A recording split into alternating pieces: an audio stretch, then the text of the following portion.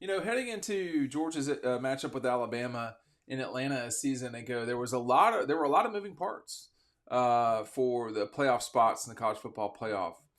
Michigan still had to play a championship game. You had Georgia and Alabama. You had Florida State trying to survive as well. You had Texas having to play earlier that day, and Alabama did what it had done the previous two times when they played Georgia in the Dome, or the previous three times they played Georgia in the Dome, which is to win.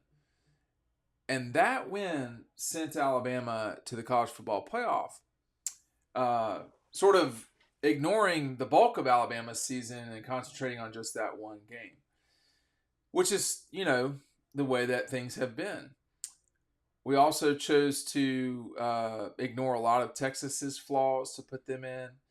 And the truth of the matter is, we had four spots, and it was an imperfect four teams because you really, at minimum, had 5 or 6 teams that should have been in the college football playoff. Well, college football has changed, and Paul Finebaum is now saying out loud what the bulk of us have said for some time here. Here's what he said. He said, Georgia had to be perfect last year. I think they have a little bit of room to spare. Talking about 2024, they could lose probably 2, maybe 3 games, depending on what the third game is. I don't know about losing the third game. I'll just say that because, the third game would mean probably that it would depend on, like he's saying, it would depend on the third game. But if last year was any indication, there's not going to be any favors done to people who don't win the SEC. I mean, we've seen that twice, and both times actually, 3 times. You talk about the 11 Alabama team, the 17 Alabama team, and the 21 Georgia team. All 3 times those teams won the national championship, as it turns out. Should they have been in? I mean, it seems to me they should have in all 3 cases. But when you take a look at where college football is going, I think it really is better for the sport because in the past and even recently, it's been about perfection. Can you be as close to perfect as possible? And, you have to lose the right game. Alabama's loss to Texas at home by double digits was the right game to lose.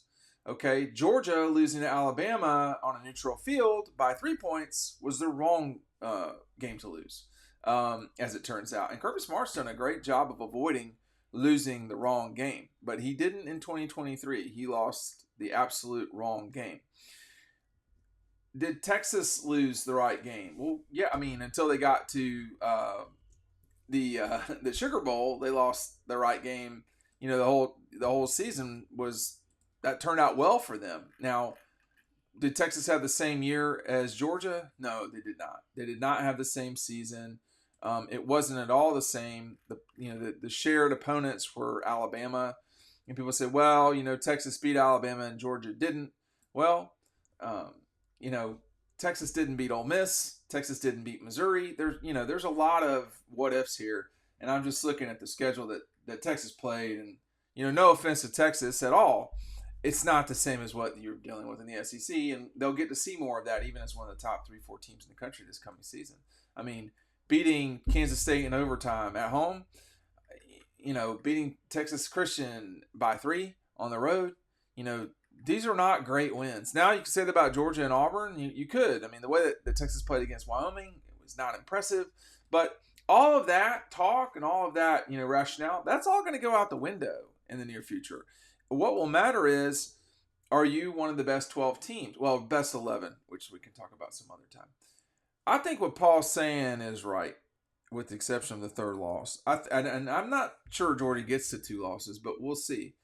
The schedule is extremely difficult. I don't think it's so difficult that it couldn't go undefeated. I don't know if they'll go undefeated. We'll see about that. But, you with the difficult road games at Alabama, at Ole Miss, and at Texas, those are really opportunities for Georgia, even though they're favored right now in all 3 of those games. We'll see if that stands. Those are opportunities. You really do want those because, like, for instance, when Georgia's hosting Tennessee and Auburn, they're really defending there. And I know that's not the way that Kirby would put it, but this is my show, and this is the way I talk. When you're supposed to win and you're playing at home, you're supposed to win. You're playing at home. You're playing against teams that you're favored by. over, excuse me, and that those are games you should win. You don't get credit really for winning those games. All those games can do is what they can hurt you, um, and I think now we will get a better dose of reality in terms of college football. For instance, 2002, just from the Georgia perspective, 2002, was Georgia one of the top four teams in the country? Yeah, they were.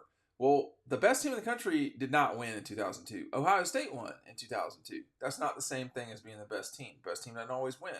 It definitely doesn't win when you're not in it, like this past season with the Dogs. When you think about 2005, was Georgia one of the top, four teams in the country that year? Probably. I mean, I don't know. It depends. They had an injury at quarterback during an important three-game stretch. Arkansas, Florida, and Auburn. They lost two of those games. Both the Auburn and Florida on the last play of the game in both those games. I don't know. 2007, definitely they were one of the best four teams in the country. They probably would have won the national championship had they played it that year. In 2012, would they have beaten Alabama? A second game? I don't think they would have myself. But, they played about as well as they could have played in 12, and that was their moment to get it, and it didn't happen. And I think it didn't happen because Alabama made plays at the end, period. So, and from that point forward, you basically had a 14 playoff. I think it's better, though, now. I mean, like, you look at, for all of the whining from Florida State, were they a top 4 team? For me, they were not.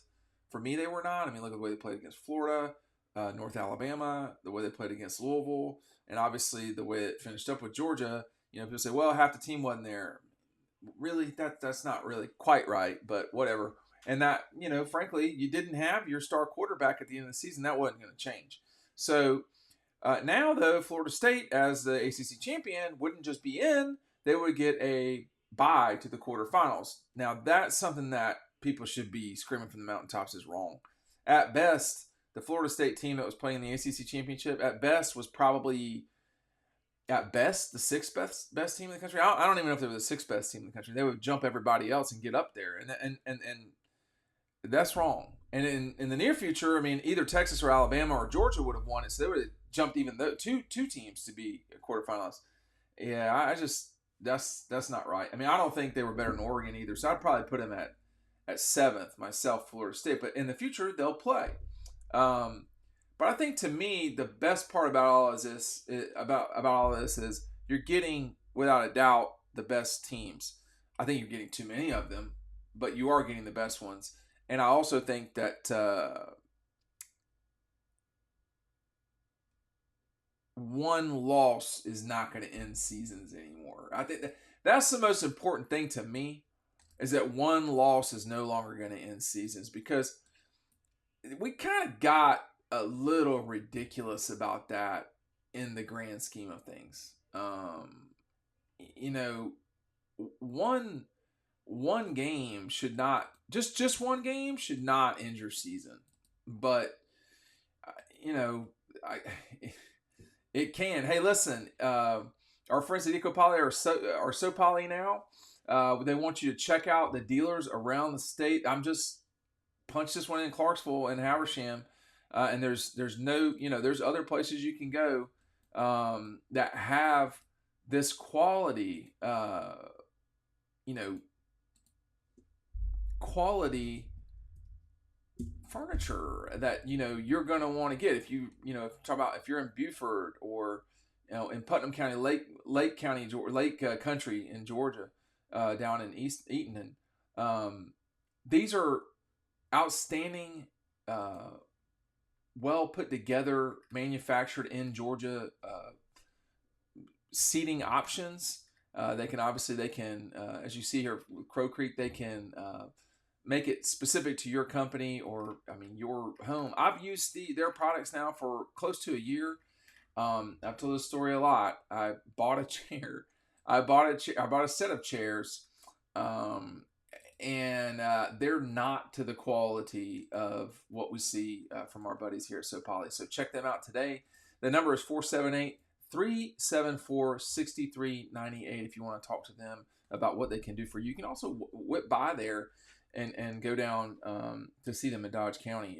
That's a great way to do it, is to go to their showroom and see what So Poly's got going on. But I think the good news for Georgia is because of these schedules being so difficult.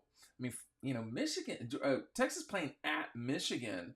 I don't think this is brutal, but Alabama's playing at Wisconsin. I mean, they both could lose those games. I don't think they will, in either case, but they could.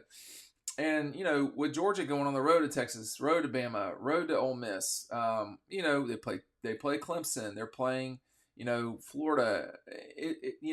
These could be, those are going to be tricky games to win. You're not just going to roll the ball out there and win. You're not just playing, East Tennessee State. So I do think it's better that we're getting to the point where not just one one loss doesn't just end your season. That's been so silly because all losses are not created equal. Again, think back to 2016. Clemson lost to Pittsburgh. They should have lost to NC State. They lost to Pittsburgh. Now, that was not a good Pitt team. And they lost. Now, it didn't knock them out. So it's kind of like all losses are not created equal. And I think Georgia knows that better than anybody else after 2023.